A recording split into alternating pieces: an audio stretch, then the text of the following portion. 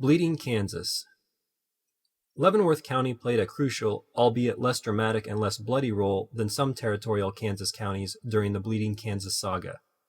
From the creation of the territory's first city in June 1854 and the home of the first territorial capital to D.R. Anthony's Paul Revere-esque ride announcing statehood in January 1861, Leavenworth County and its residents contributed to one of the most intriguing and important chapters of American history.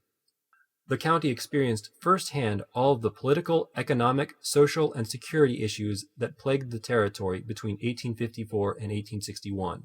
From free state, free soil, and abolitionists to those who were pro-slavery or law and order supporters, Leavenworth County was not immune from the passions associated with the future status of the territory as slave or free.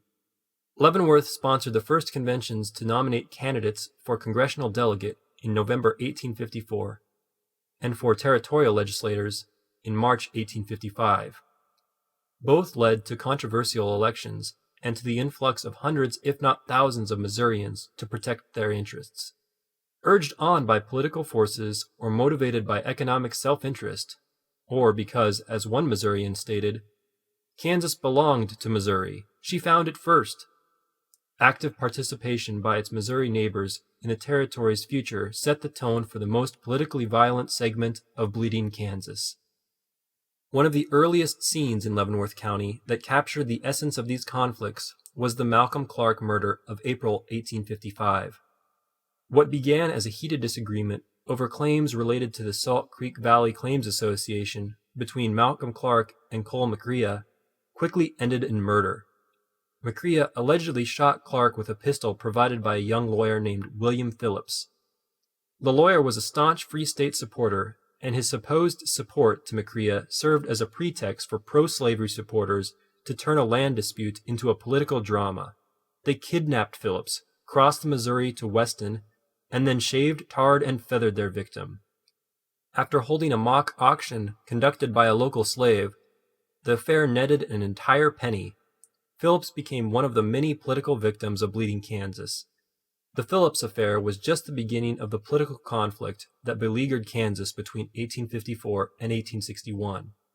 As violence or the potential for bloodshed shifted towards Douglas County in late 1855 and early 1856, and to Lynn and Bourbon counties in 1858, Leavenworth County remained integral to the overall story. The U.S. Army, based largely at Fort Leavenworth, played a critical role in restraining political violence. Soldiers from Fort Leavenworth participated in numerous incidents during the Bleeding Kansas period.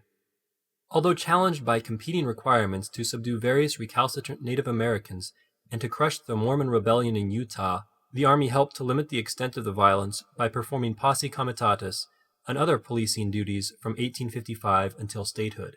And even though there were unpleasant moments, such as the dispersal of the Topeka legislature on July 4, 1856, the Army helped limit what could have been an even bloodier chapter in American history.